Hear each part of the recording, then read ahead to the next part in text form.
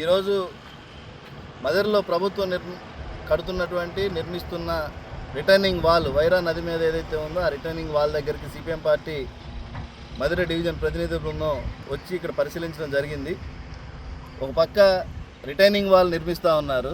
Returning wall పక్కనే అభివృద్ధి పేరు మీద దాన్ని అభివృద్ధి చూపించి రిటర్నింగ్ వాల్ పక్కన ఏదైతే వైరా నది ఒడ్డునున్నటువంటి అక్రమమైన మట్టి అక్రమ మైనింగ్ ఈరోజు కనపడుతూ ఉంది. ఈరోజు చూడండి ఎంత లారీలు టిప్పర్ల ద్వారా ఎంత మట్టిని తవ్వి అక్రమార్కులు అధికారాన్ని ఉపయోగించుకొని అధికార పార్టీకి చెందిన నాయకులు కొంతమంది టిప్పర్ల ద్వారా ఈ మట్టిని తీసుకెళ్ళి రియల్ ఎస్టేట్ వ్యాపారులకు అమ్ముకుంటూ ఉన్నారు. వెంచర్లలో మట్టి పోస్తూ ఉన్నారు. దీన్ని తీవ్రంగా సిపిఎం పార్టీకి ఖండిస్తూ ఉంది.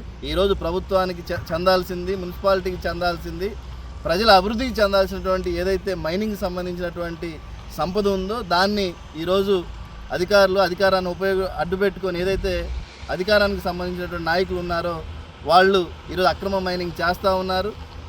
ఈరోజు దోపిడీకి పాల్పడుతూ ఉన్నారు. మరి ఇక్కడ ఉన్నటువంటి మున్సిపల్ అధికారులు కానీ రెవెన్యూ అధికారులు కానీ వాళ్ళకి తెలిసి జరుగుతూ ఉందా, తెలియక జరుగుతుందా, లేదా మైనింగ్ అధికారులకి ఏమైనా పర్మిషన్ తీసుకున్నారా?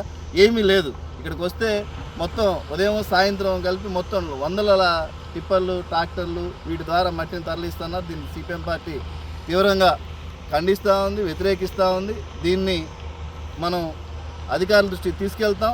ఈ అక్రమ మైనింగ్ ఆపేంత వరకు సిపిఎం పార్టీ పోరాటం చేస్తే అధికారులను తక్షణం స్పందించాలి. ఈ అక్రమ మైనింగ్ని ఆపాలా. ఏదైతే అధికార పార్టీని అడ్డుపెట్టుకొని ఎవరైతే దీన్ని తరలిస్తున్నారో వాళ్ళ మీద చట్టపరమైన చర్యలు తీసుకోవాలని డిమాండ్ చేస్తూ ఉన్నాం.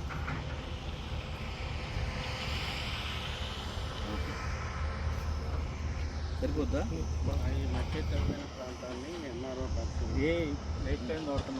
కొంచెం లెంత్ ఎక్కువైందా మధు?